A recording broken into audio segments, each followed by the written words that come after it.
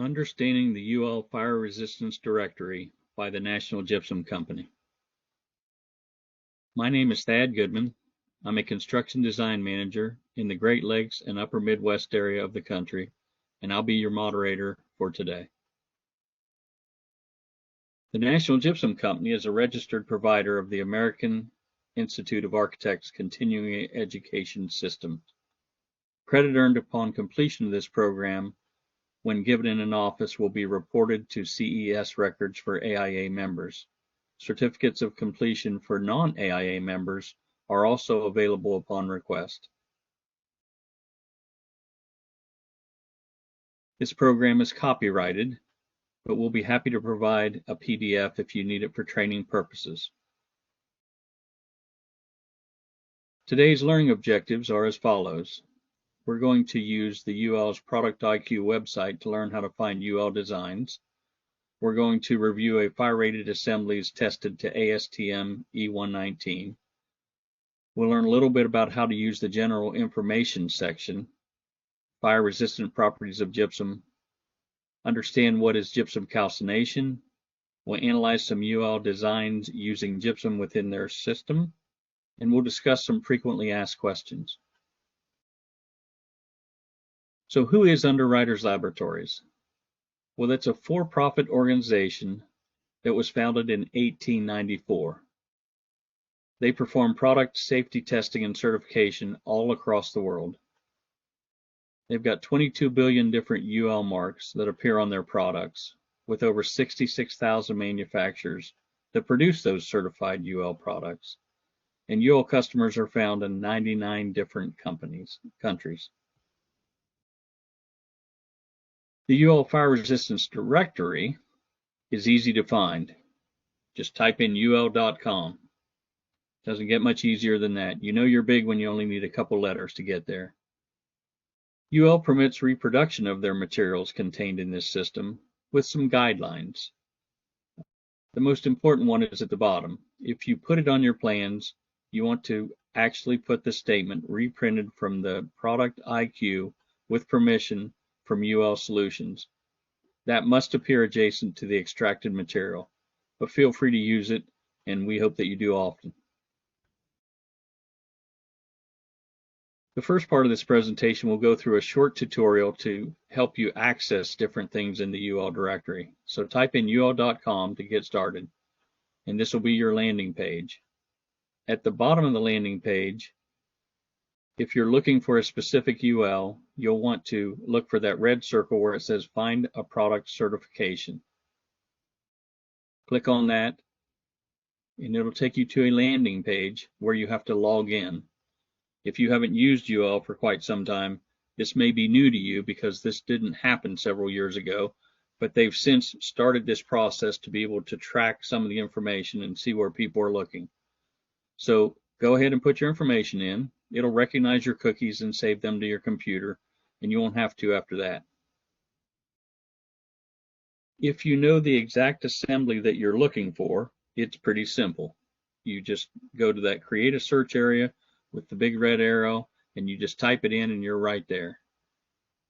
If you're sitting at your desk, you're looking for a solution for a specific system, and you really don't know what you want, you're going to dig a little deeper and go down to where that second arrow is, Building Materials, Systems, and Installation Codes. Once you click on that, you'll have several different options depending on what you're trying to do. If you're interested in dampers, that whole section is there. Electrical circuits, exterior wall systems, there's several different options. Today we're going to work, since we're a gypsum-based company, we're going to work from fire-rated roofs, walls, floors, beams, and columns, because that's where our products live and that's where we spend our time. This page, if you haven't been there for a while, will be new to you, and it will be much more visually pleasing. There was a time where there would just be these little blue hyperlinks, and there would just be rows and rows and rows of them. And if you didn't know exactly what you were looking for, it could be a little frustrating to try to find things. In response to the questions and the concerns that some of their customers expressed, they've now started to provide graphics so you can look through quickly. You can start to scan to see if there's a system out there that's similar to what you're looking for. Now, interestingly enough, in this particular area, we've got 2,000 results, pretty cumbersome. So they've provided the next part of the tool, which is a refined results tool, where you can start to enter in different parts of your system, and it will take you to a much more narrow focus to make it easier for you to find things. So as you start to think about how you want to build that assembly, we're going to put some things in there. We're going to put a wall-one partition assembly in, metal studs, gypsum board, lath, and plaster. Now, lath and plaster may seem a little counterintuitive because we don't use it a lot anymore, but the thing to remember about UL is if there's an assembly that was in there, they don't typically take anything out as long as those materials still exist. And then you put in your hourly rating and start to narrow things down. In this particular system, we were narrowed down to about 158 different searches. And so we're going to pick one just to give an example of what they look like and how they might work. So we're going to pick a U465, which is a pretty generic wall type. If you think about the fact that we have a non-bearing rated wall that's 1 hour. We see that all the time. We use it all the time in our work. And so it's a good one to use as an example. At the top of every one of these UL directories, you will see a couple links. One is for Canada, one is for the United States. This takes you to the first, we say the first 10 pages, but it's typically 20, 25 pages of the UL directory that gives you some ways that you can alter the system. You can make adjustments to the system. You can make improvements upon the system to give you a little more direction if you get on a job site and there's something that doesn't happen exactly like you thought it might. If you want to communicate this particular UL, if you wanted to send it to one of your contractors or maybe someone else in your office, at the top of every UL, if you look in the top right-hand corner, there's a couple different buttons. You can email it to, you can email this link to someone and they could open it up. You could also print it, which in this particular case, for this particular one, I wouldn't recommend. It's about 15 pages long, but you can print to PDF and you could actually send it to someone so they'd have a copy of it, a stagnant copy. So if we click on that link that we looked at earlier, there's all these different design information sections that will give you further opportunities to see how this system is put together. We're going to click on gypsum board just to give you an example. These couple of 3 paragraphs are very important and have a tremendous amount of variety in the way that you do things. But here is where we're going to extract some of the information that we're going to go out and get. We're going to show you differently. We're going to show you a different example of some of these things going forward in this presentation. But first, we're going to spend a little time talking about the way we test these systems, and UL asks us to be able to prove that our products perform as they need to in the assembly that we're looking for. The ASTM E119 fire test is the most commonly used one for fire protection. ASTM sets the standard for these tests. So UL has a boss, UL has somebody giving them oversight, just like everybody else does. So there's a balance, there's a double check here. We know that we've got an independent testing agency that's checking on another independent testing agency. So we set those standards. This particular, we're going to watch a video here shortly just to talk about how this system was tested or something similar to this. So what we'll see is we'll see a build that goes on. We'll see the product that slid into this particular area. If you look at this, this is a 4-hour burn area there, and it's going to slide into this spot where we're going to burn. This is a horizontal or a vertical test. These thermocouples are placed by UL. They're the ones that tell us where to put them. So we'll take a couple minutes and enjoy this video. National Gypsum is one of the world's largest producers of gypsum board and a full-line supplier of quality products used worldwide. To prove it, we put our National Gypsum products to the test at our state-of-the-art facility, NGC Testing Services. Today's test, one of many, is the ASTM E119, used to measure the integrity of building assemblies and materials subjected to fire exposure.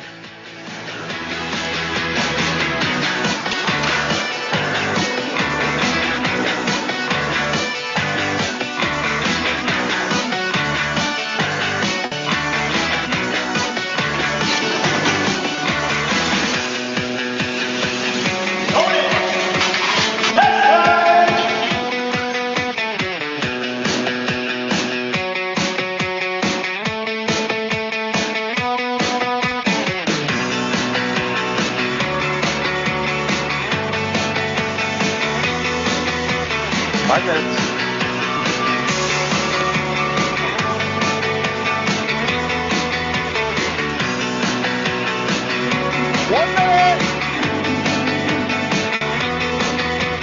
Get up!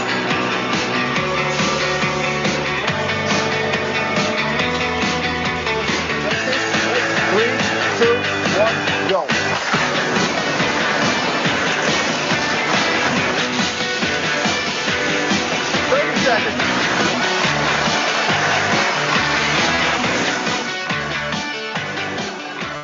Because of tests like these and our NG. All right, what did we just see? Well, the ASTM E119 works on a standard time and temperature curve. When that wall is slid into that chamber and we ignite that fire, within 5 minutes that furnace has to reach 1,000 degrees. 1,000 degrees is built in with a safety factor over what a typical office would burn in that particular time in 5 minutes. So it doesn't take long to get very hot in there and be dangerous. At an hour, the furnace has to reach 1,700 degrees. So it's a pretty severe test. Some of the other test requirements that we have when we start to think about protecting one side of this assembly from the inhabitants on the other side is those thermocouples that I pointed out earlier. All of them together, when they're averaged, must not exceed 250 degrees over the ambient temperature in the room. So if it's 70 degrees in the lab, they can't go over 320. No single thermocouple can exceed 325 Fahrenheit over the ambient temperature in the room. You saw the hose stream at the very end and all the steam that came off of it. When that simulates life safety coming in to start to put out the flame, when that hose stream hits that wall, that assembly will start to disintegrate on the side where the gypsum has been calcined. But on the other side, there can be no penetration of the gypsum board. It can't show any evidence of burn through, and the structure, of course, cannot collapse. So if you look at the picture on the right-hand side, you can see that there's gypsum down here that's been calcined, that had all the chemical water burn out of it, and when the flame hit, or when the water hits it, it just disintegrates. But you can see from this side, that structure looks pretty good. Now, most of the time, you'd say we always want to put our best foot forward, but in this particular case, we're going to show you the severity of the test that's done. We're going to show you a failure. This is the other side of a wall after that same hose stream test. So you can see the water, the residual water down here in the right-hand side that we saw, so you know that that's what's happened to it. This was a failed test. Now, if you and I were standing on this side of that wall after an hour and we were concerned about being protected, we'd feel pretty comfortable that we'd be all right. But from a UL perspective, this particular area right here has caused a problem, and this is a failure. There can't be any evidence of burn through. There can't be any evidence of a crack at all. Interestingly enough, this particular area up here, the thermocouples between 1, 6, 10, and 3 would have failed also, because you can tell that they're ready to ignite. They certainly would have been, one of those, if not all 4 of those, would have been over the 325 over the ambient temperature in the room. From a floor ceiling perspective, it's the same basic principle. You know, you can see the thermocouples here, you can see the flame where we sit down. If you look at this particular area, we'll set a floor ceiling assembly down on top of it. Here's a good picture of it. And then we'll let it burn and see how it reacts as well. So there's a couple different tests depending on whether it's a horizontal assembly or a vertical assembly. The chambers are different, and the way it's tested are basically the same, where we're concerned about the flame and what happens to that assembly from one side to the other. We get questions often about finish ratings versus fire ratings. A fire rating is what happens to the entire assembly. While we have products that we call Type X that are used in fire rated assemblies, there's really not a fire rated product. It pertains to the entire assembly, what happens from the flame on one side all the way to the other side for a specific period of time. Finish ratings are something we often get questions about in the commercial space, and we don't care too much about them because that's actually a wood system that talks about the point of where the rise in temperature is between the first part of that membrane and what happens to the material being tested on the inside. So fire ratings are what we'll concentrate on for this presentation. The UL general information, that blue link that we clicked on for fire resistance ratings. When we printed out the books, which are still viable, if you happen to have these volumes somewhere in your office, I have one from 1997 that I have dog-eared in my office, and occasionally it has some of those oddball things that an architect will call for. And I still have one that I will open up to remind me of the actual number. And then I always go to the UL directory for the most current information. But if you still have these in your office, they are still of some value. The Fire Resistance Directory Volume 1 has this area in the front of it, and you can see the hyperlink, right, or the arrow right here where we point it to the hyperlink. It's at the top of every single UL assembly, and it will take you to these areas to help out, to give you some general information for the fire-rated systems as they relate to beams, floors, walls, other things. We talked a little earlier about the fact that we would go over that paragraph, those couple paragraphs that I showed you that said were very important. We're going to go over some of the key points in them that are outlined in these first 20 pages, 15, 20 pages of the UL directory or in that website in that hyperlink. First of all, when we think about wood frame construction, and you know how strong wood frame construction in apartments have been over the past decade or so, a lot of those tests were run several decades ago when nails were predominant. So the question often is, if I want to use screws instead of nails, can I do that? Contractors would much rather use screws because there's guns that are out there, there's pneumatic guns that make it a lot quicker, there's feeding belts. Screw typically holds better than a nail, and so there's been a preference over the past couple of decades to move from nails to screws. But there are some tests out there that still show nails only.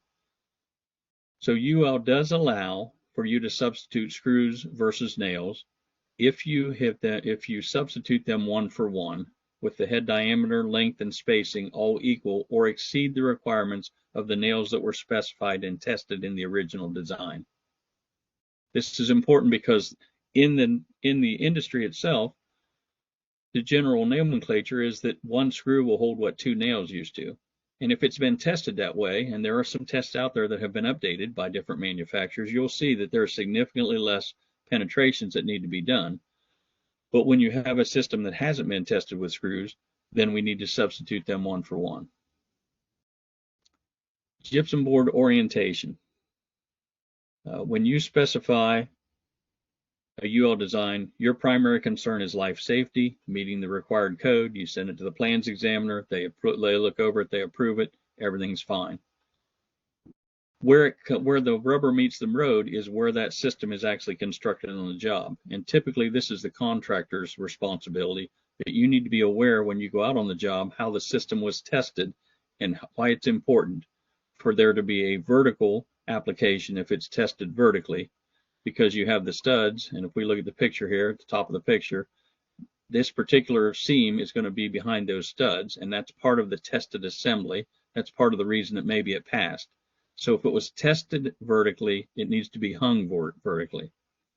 There are also tests that are run horizontally, and if it's run horizontally, there are times where you can turn it vertically because it's harder to pass a horizontal application than it is a vertical one.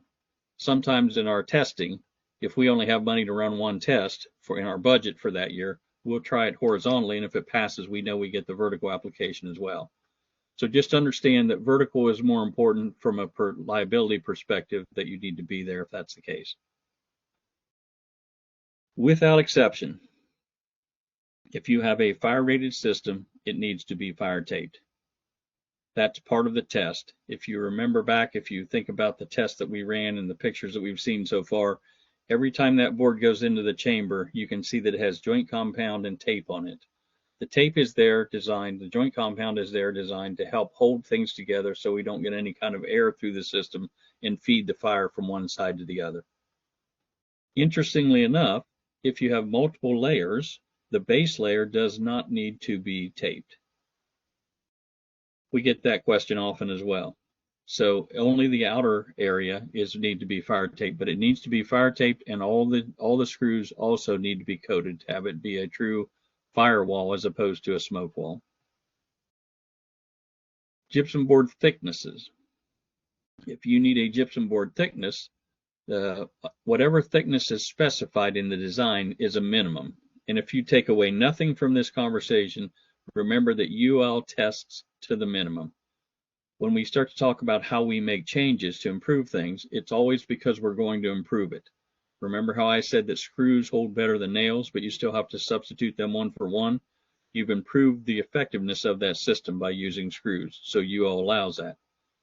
By the same token, if you specified, let's say, a 1/2 inch Type X gypsum in this assembly we see down here, let's say this was 1/2 inch, and for whatever reason you didn't want to put two different types of board on the job, you wanted it to all be 5/8, could you have this same assembly, and would it meet the requirements of that assembly if all that system was 5/8? And the answer is yes.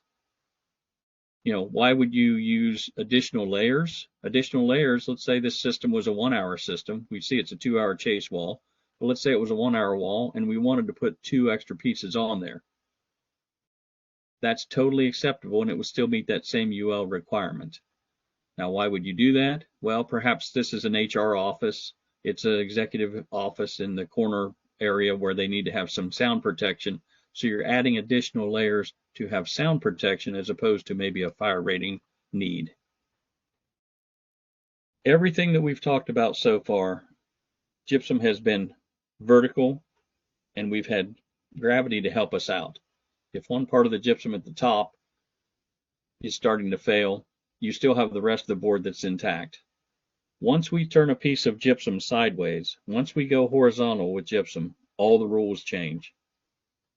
And the reason that is because if you think about a piece of drywall, a piece of gypsum, 70% of the strength of that gypsum is in the product wrapped around it, whether it be paper or fiberglass or glass mat. At that point then, if you have a fire, heat rises. So if we have a fire and the heat is coming up and repeatedly hitting this part of the assembly, it's going to burn the paper off of this side much more quickly than in a vertical application, and then that creates a weak area for the gypsum. Now this system has been tested. Let's say there's 2 layers of gypsum down here. There's a certain amount of insulation, but for whatever reason, you want some more thermal protection, so you're going to add some additional insulation into this cavity. Once you do that, you've altered the system, you've added more weight to it, you've put it under more duress, and it's not going to perform as well. So in that particular case, you would have to do something different to protect this underside, and typically what we see is they'll ask for another layer of gypsum to be put on there to act as a sacrificial lamb to help cool down the gypsum that's in place. But you should always, always, always, in this case, you should always ask your authority having jurisdiction if that's acceptable to them, because they have the ultimate say. The most important aspect is that gypsum will not burn.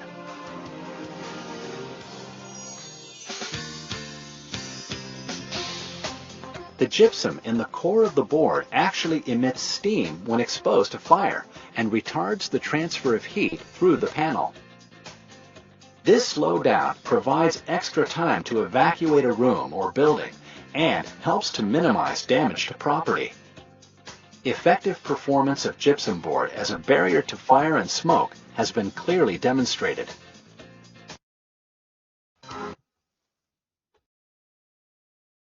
There's a lot going on in this picture. I'm going to take a minute and explain a couple things. First of all, this is a load-bearing test. Now, how would I know that? If you look down here at the bottom, there's some pneumatic lifts down there that simulate another story perhaps being on top of this, or a truss or something sitting on top of this wall. The wall doesn't know which direction the stress is coming from, so that's how we perform load-bearing tests in this chamber. We're 50 minutes and 39 seconds into a 1-hour burn. So what that means is about 4 7/8 away from where Mike is standing right here, it's 1700 degrees.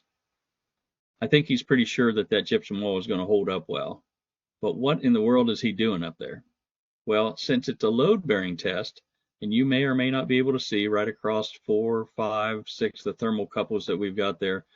There's a little string that was put on the outside of that brick area that's about 4 inches away from that wall. He's up there with a ruler every few minutes. He goes up and measures how that wall is breathing. Is it moving too much, concave or convex? And if it moves too much, if it stretches too much, we fail the test whether the wall falls apart or not. We don't even get to the hose stream part. So that's how one of the ways that we test this when we test for load. You'll notice some small wisps up here that look like smoke. That's actually steam, as we saw in the earlier video. The size of studs are a minimum unless otherwise stated in the design. What this means is, let's say this particular wall, this figure 84 that you've got right here, let's say for some reason you wanted to put a call box or some sort of a chute in there and you needed a little more space. If you wanted to move these studs from 3 5/8 metal studs to 6-inch metal studs, would you need to get a new UL? And the answer is no. The same UL would be apply and be acceptable, because what you've done is created more space between where the burn would be and the other side of the wall that's protected from that, with that chemical water being released. The spacing of studs is a maximum unless otherwise stated in the design. And again, how does that affect anybody? Well, in this particular case, this is a 20 gauge wall that's 24 inches on center. Let's say this wall was 20 feet tall. All of a sudden now you're going to have to move to 16 on center stud spacing to meet the limiting heights restrictions of the studs that you used. In that particular case, would you need a new UL? No, because if it passed at 24 inches on center, it would certainly pass at 16 inches on center. And then the spacing of parallel rows between studs are minimums.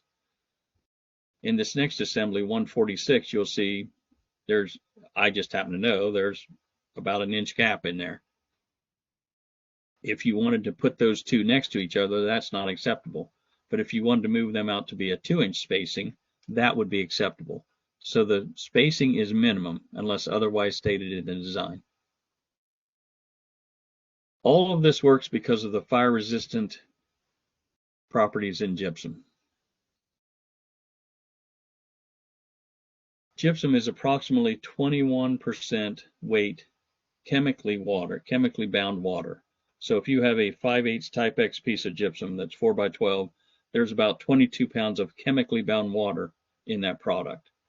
Now it's not free water, like you could wring it out if you pushed on it hard enough.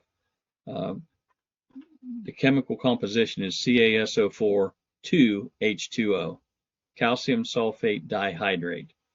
And when we make gypsum, we take that gypsum rock, that chemical right there, we tear it down, we burn it to the point where we remove 1.5 molecules of that water, and we turn it into a plaster or a land plaster or a powder, and then we add water to it. They call gypsum miracle mineral because you can add water to it and recreate that rock chemically. And then we squeeze it in between a couple pieces of paper. Gypsum, as it burns, it releases that chemical water, and that protects the wood or the steel structures that are from one side to the other.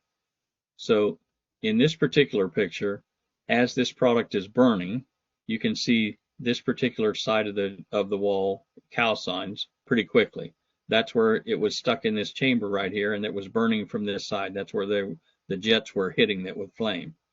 But it's actually releasing chemical water, and it's protecting the other side of it. So that calcination plane is actually helping out on the other side and keeping it cool, and that's how we keep people protected on the other side of that wall. For the purpose of this presentation, we're going to talk about 3 particular types of gypsum board. What we call regular drywall, which is our typical 1/2 inch thickness we put in houses. Type X, which is 5/8 inch thick, that we typically see in 1 and 2 hour assemblies. And then we'll talk about the difference between Type C and Type X. We get that question a lot. It's important to understand that all gypsum has that same chemically bound water, and it will help protect you in a fire. If you look at this particular piece on the top, this is a 1/2 inch piece of gypsum. It's got some voids in it. There's been soap introduced, a surfactant in there to create these voids to make it as light as possible, because we don't need to have a fire rating in that in typical homes. Now, if you had a fire in your home, it's going to protect you for 20 or 30 minutes until you get out, but it doesn't have the same effect as it does in a larger commercial building where we need to have that 1 hour rating to make sure we get those people in that assembly area out. This was something, the next piece down would be a 5/8 type X product. And so one of the ways that we meet that extra fire rating is we add extra gypsum. So we have extra chemically bound water because we have more gypsum than we would in a 1/2 inch piece. And then down here in the bottom, you can see what looks like probably an abuse or impact resistant, because we're also trying to get that product to do two things. In addition to the fire protection, we're going to try to protect it in an area where we've got a lot of high assembly, where we've got people moving in and out. You hear the word Type X. What exactly is Type X? Type X is a short term for that extra fire resistance characteristics. It means that we've added that gypsum to make it 5/8 of an inch thick, and then to make sure that the product performs as well as it possibly can under duress. When we see the fact that those chemicals are starting to fall apart, one of the things that we do is we add fiberglass, straws of fiberglass into it. And so in those particular cases, it acts like rebar in concrete. As the product is burnt, it wants to fall apart. These straws of fiberglass interwoven in there help hold everything together and make it last long enough to give us that 1 or 2 hour protection that we're looking for in a fire test. Type C is a different animal. Type C, if you think about putting a sweater in the dryer, one of the reasons we don't do that, especially if it's a little tight to begin with, is because it wants to shrink. All this gypsum water that we're talking about, as the gypsum starts to burn, it wants to naturally pull apart and separate, because that board is chemically shrinking because we're taking water out of it. That's why you see when we talk about a fire rated system, that's why we have tape and joint compound. We're holding it together as long as we can. In a ceiling application or a large assembly area, you have a great big wall where you have a lot of pieces together, or that ceiling area that I talked about, where you have a lot of intense heat right away. That board wants to separate more quickly. So we put an extra additive in there, an unexpanded vermiculite. That's why we call it Type C. That's what it basically means. Something proprietary has been put in there. And so that product starts to expand, and so it acts like popcorn. And as the gypsum water is being chemically released, that chemical water is being released from the gypsum, then it starts to pull the things apart. Then the gypsum, the vermiculite, will hit and it'll start to push things back together. So that's the difference between Type C and Type X. Now, if you have a Type C assembly, it's not going to give you an 1.5 hour burn instead of an hour burn. But in those particular areas where we use a Type C product, sometimes that extra support that we get from that quote unquote popcorn, for lack of a better word, that expanding product in there, can help us pass a more intense flame for that hour that we wouldn't normally pass. So if that's why you will have a Type C product in some applications where you have to use that product.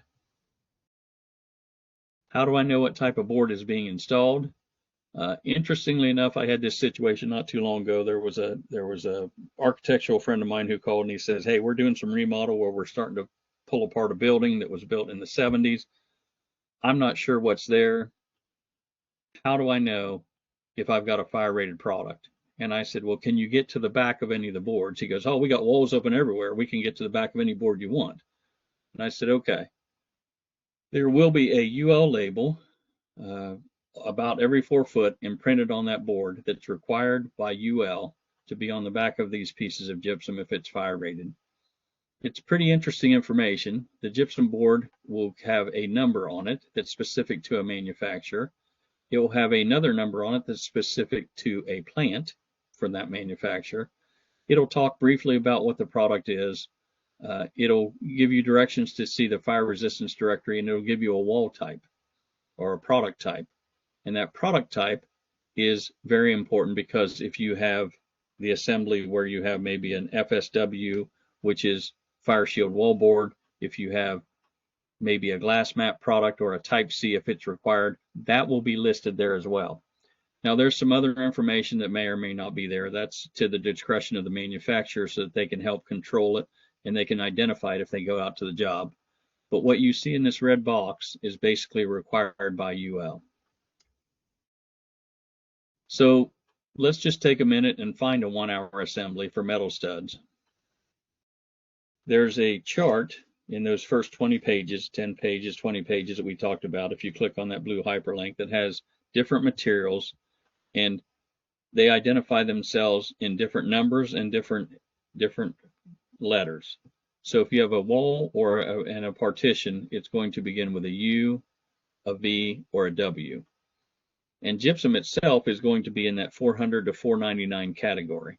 And again, you're going to find the words lath and or plaster in there, because there are still assemblies out there that are in buildings that exist, and there are still buildings that are built that way. So we'll pick this UL assembly V438. Now you'll notice in parentheses there's a U465. What that means is this particular assembly has been run by probably every gypsum manufacturer.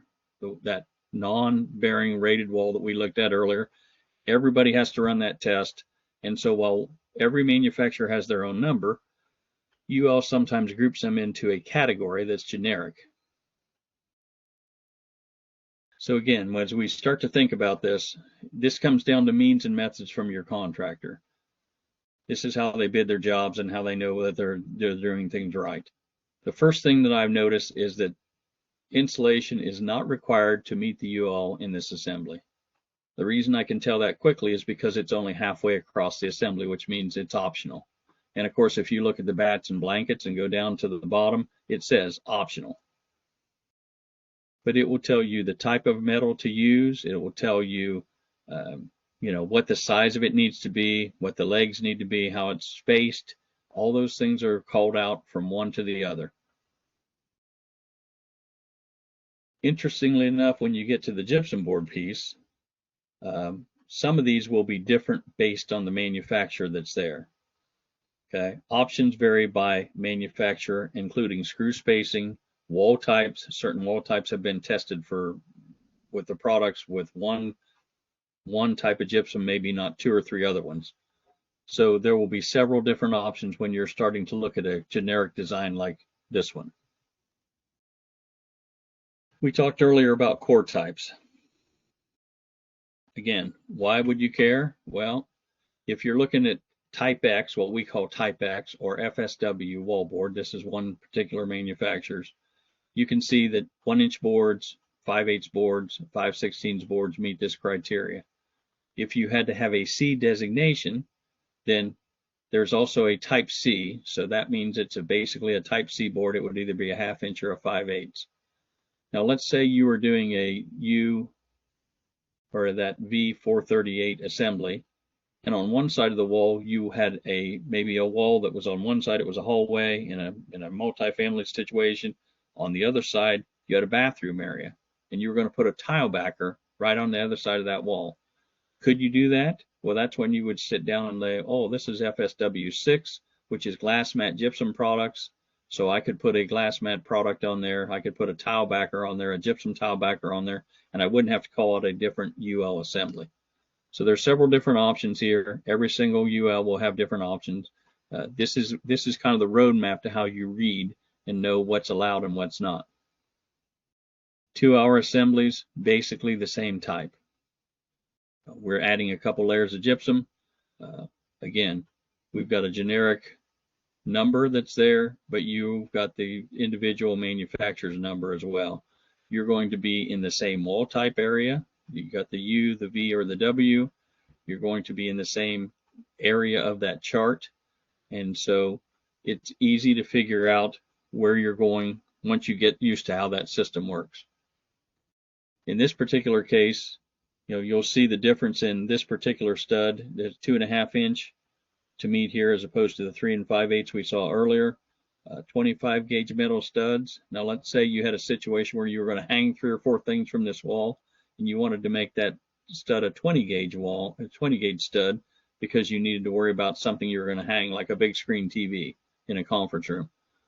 You could still meet the same UL with a 20 gauge stud. So you can start to make some changes as long as you improve the system. And again, remember, UL tests to the minimum. That's the important thing to find out. And then roof ceiling assemblies with gypsum board the same way. Now we've moved to a different spot in the chart. We're in the 500 to 599 category. Floor ceilings are going to be a P system, G, or an L. So that's typically what you're going to look at. Those would be the ones, if you're going to look for a generic one, you'd want to type in an L or a P or a G. We'll take a look at this UL assembly L558. What's important here to remember is whether it's restrained or unrestrained. The finish rating, again, not a big deal to us in the commercial space, but for those people that are concerned about the wood in the system, that's one way. Then it'll show a design of the system. If it's been tested with dampers, it'll call out the dampers and then the amount of area that's allowed, what needs to be put in there from a fire perspective. So as we start to think about how much insulation can be used in these particular areas, if you can put a resilient channel on there or not and still meet the fire rating, or maybe a resilient channel is actually required to meet the fire rating and create that additional separation in that space. Some of the frequently asked questions that we get at 1-800-NATIONAL are as follows. What does it mean to say that a particular wall or a ceiling system has achieved a 1-hour fire rating? Basically, it means it's passed that ASTM E119 for at least 60 minutes. We had a good example of that with the video earlier. You can see them there administering the hose stream test. And if you look at all the steam that's coming off that wall, that's that gypsum board that's been calcined and all the chemical water has left, and you've basically burnt the life out of it. And when the flame hits it, it steams off. When constructing a fire-rated system board partition, must the exact stud size be specified in the design to be utilized? And the answer is no, of course. Specified wood or steel stud sizes are minimums unless otherwise stated in the design. So again, if you had a 3 5/8 metal stud wall, you wanted to put a chase, or not a chase, you wanted to put a call box or something in it, you can move it to 6 inches and still be compliant with that same UL design. My system was tested with screws or with nails. Can I fasten a gypsum board with screws rather than nails? And the answer, of course, is yes. Screws can be used as an alternative to nails as long as they're substituted 1 for 1 when the head diameter, length, and spacing is equal or exceed the requirements for the specified nails. Again, with all the wood frame construction that we've had and all the multifamily building we've had in the past decade, that's a pretty common question. Can I add glass fiber insulation to a fire-rated partition when it's not specified as a component? Well, and the answer is yes and no. We saw that design earlier when we saw the cutaway where I said it was only halfway through that showed that it was optional whether you put insulation in or not. As long as you put insulation in that is less than the depth of the cavity, you're fine. Remember how I said that horizontally gypsum is more at danger because 70% of the strength of the board is wrapped in the coating that goes around it, the paper that's wrapped around it. So if you stuff insulation, you stuff 5 and 6 inches of insulation into a 4-inch cavity, you're going to put undue pressure just sitting there on that wall, and when it starts to weaken on one side, it would blow out quicker and damage the system. So you need to make sure that your insulation is the same depth or less. You can't exceed the depth in that stud. And then again, we talked about the fact that for floor ceiling assemblies, if you're going to add insulation in any way, shape, manner, or form, you're going to add weight, you're going to add some duress under a fire. And so that an additional layer of gypsum is typically that's recommended. That's what UL recommends is added to the assembly. By the same token, as I said, always check with your authority having jurisdiction to make sure that that's prudent on his particular area or her particular area and the job. What is the difference between regular and Type X gypsum board? We talked about that extra product that we put in there, that rebarring concrete, those fiberglass crystals, those fibers that are going in there. So that helps keep the integrity of that core intact as that chemical water that's been released into the fire under duress and that shrinkage starts to occur. And the number one question, or one of the most frequently asked questions we get asked by architects, what is the fire rating for 5/8 Type X gypsum board? Obviously, there's no fire rating for individual products. We've been talking about assemblies in this entire system, and basically it's an assembly protection from one side to the other. So this concludes the educational portion of the presentation. Again, this is presented by National Gypsum, which is the exclusive service provider for these 4 product categories: our Gold Bond building products, whiteboard products, and drywall MMR products. Perma-based products is the cement board line. Proform finishing products is how we coat all those out with our joint compound, and then we have a Dexel roof board category as well. You can go to our website at nationalgypsum.com and you can find several different technical resources to aid you in doing some of the things that we've talked about today. The Purple Book 2 has highlights for steel stud construction, and that's its primary focus. It talks about shaft wall assemblies, horizontal membranes, categories of how you would build a shaft wall out, STC information for rated partitions. If you need to repair a shaft wall or just drywall in general, there's some great information in there as well. Here's an example of what's there. If you think about a head of wall detail, is it static or dynamic? What would that look like? How would you detail that product? If you have, maybe you needed a head of wall detail, we've got links in there for some of the manufacturers for that as well. We call out UL ratings for these designs, and then there's a descriptive area, several different ways that you can look at those. You want to cantilever off a beam, offset off a beam somewhere, we can help you there. The sound book has over 300 different tested assemblies, and it's laid out in sequence: 16 on center stud spacing, 24 on center stud spacing, wood walls, and chase walls. Has some area separation information, some retrofit assemblies. The way it's laid out is this. When you go to a specific page, there will be 4 steel stud assemblies. We have different examples here, but 4 steel stud assemblies. Let's say we're at the 24 on center stud spacing. We'll give you a visual of what you think you might be looking at. We'll give you the STC rating. We'll explain what you actually are looking at. If there's a UL design associated with it, we'll list that as well. And then we'll have a test number by each of these assemblies.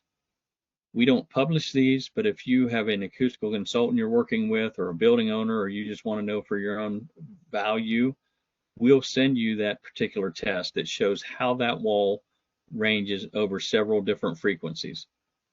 We use 3 different independent labs. We use NGC Testing Services out of Buffalo, New York. We use Orfield Labs out of Minneapolis, Minnesota, and we use Riverbank Acoustical Labs out of Chicago, Illinois. The wood book is something that is fairly recent, just a couple years old now, and it's basically the result of us being asked questions over the past decade of how do I meet my UL designs when I might have a rim joist where I have intrusion into the cavity, head of wall details, different things, area separation walls. We have questions all the time about people that would like to put a door in an area separation wall. That solution did not exist, but we have that published here now, and we can help you do that. And again, if you think about from a perspective of we've got a 1-hour wood wall, which is suspect anyway sometimes because we're working with wood.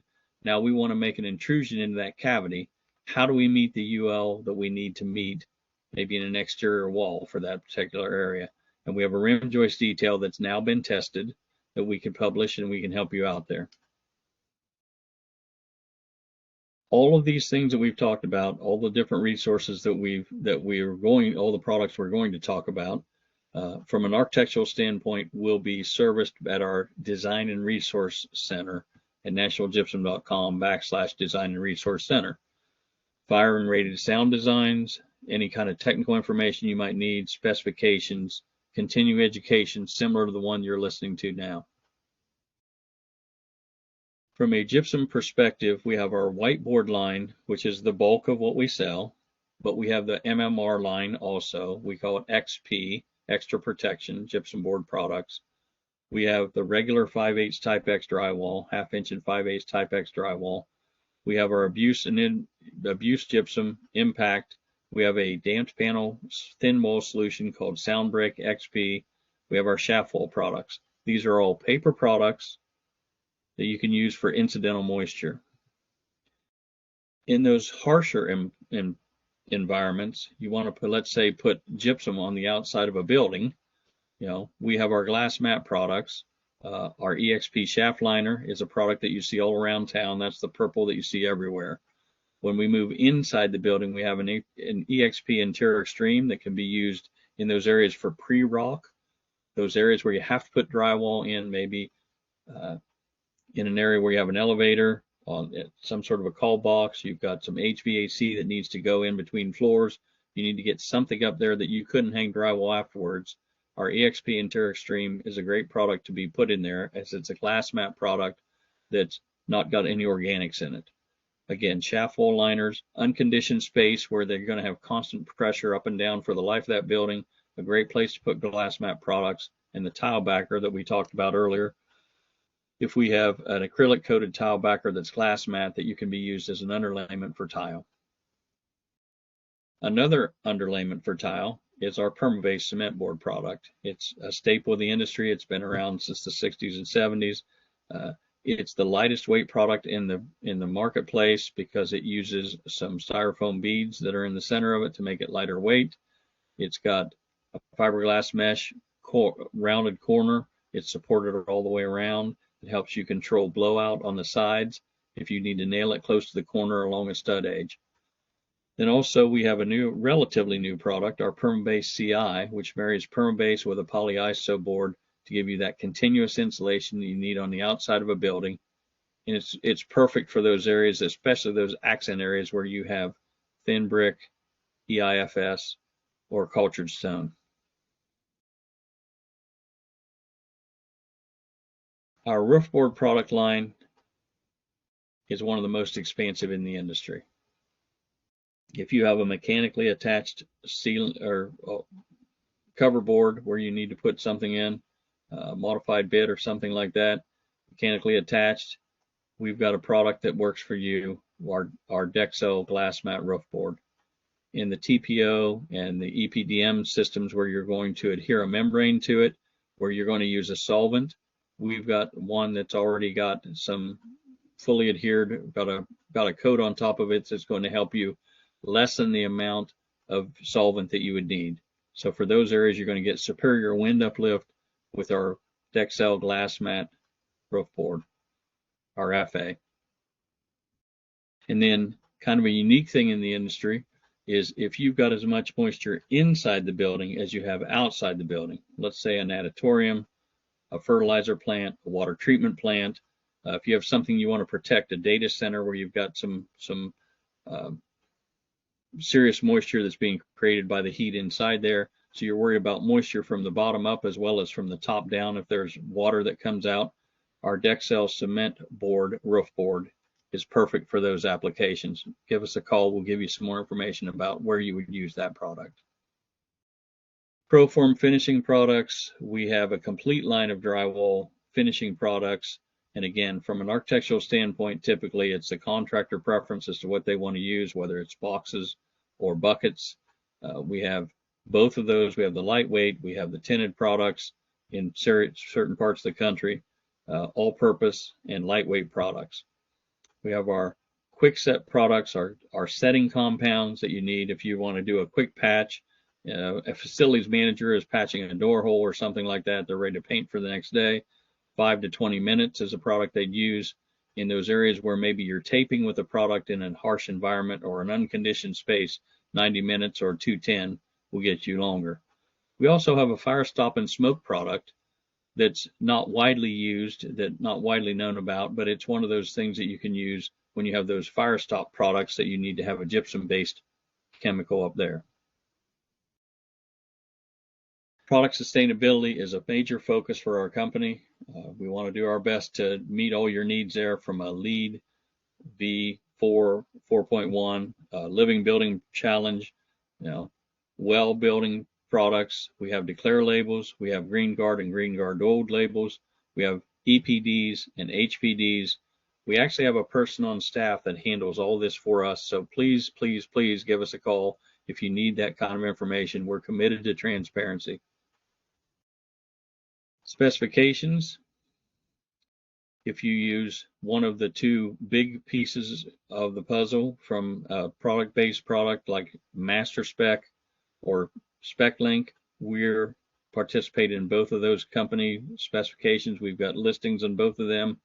If you just have an Office Master and you want to put a drop-in spec, some guide specs of some kind, we have them on our design center, our design resource center. So you can get any of the three that you need there. We'll get you we'll get you hooked up with the right spot. This is our team. Depending on the area of the country that you're in, I've identified myself as that Great Lakes and Upper Midwest. As we move west, Pat Grotledge covers the entire Midwest, or the western part of the United States. Amy Wilson is in that south central part. She's located in Texas, and she covers some of the area up there. Alan Zedick, southeast in the Gulf area. He's your man down south. Scotty Hughes is in the northeast and the mid-Atlantic, ALA. He's the senior construction design manager. He's been with us the longest. He leads our team from a perspective of our peers. Our boss is an actual architect, which is great to have when you're calling on architects. Amy Hockett is our manager of architectural services and sustainability. And I mentioned that you had someone who would help you with your specifications. Jordy takes care of all that for us and many other things, but it's one of her primary functions. If you have to talk to someone and you can't get a hold of any of us, you can call 1-800-NATIONAL anytime between 8 o'clock Eastern and 4:45 Eastern time, and you will talk to one of these three gentlemen. Now, you may get a voicemail because they're very busy, but it says we'll call you back, and magically, then they do. There's no phone tree, there's no push 3, depending on tell us what your problem is. They typically pick up the phone and you'll talk to one of these three gentlemen. Mark Chapman is a PE. He's our master of tech. He's the godfather that's been around forever. He does our ASTM work on different committees. He works with UL, all of our sound testing. Jimmy Farrell is somebody who's been in the field as a general contractor. So if you're doing CA work, he's a great person to talk to because he's been out there on the site. He understands and knows exactly what you're probably looking at. And then seated on the right-hand side is Sam Haverson. He's an architect by trade. He's the one who created the wood book, the sound book, and the purple book. So if you want to call and talk architect to architect, Sammy's a good guy to ask for. But these three gentlemen man our tech line. They're our front line of defense. They take care of us every day. We're thrilled to have them. Thank you for listening today. Thank you for taking the time to come to see this webinar. Please get in touch with your construction design manager. We just saw a picture of all of us. If you want to schedule one of these sessions in your office, we have a continuing education area on our design and resource center. You can look through it, or we'll be happy to help you out. Thank you for being here.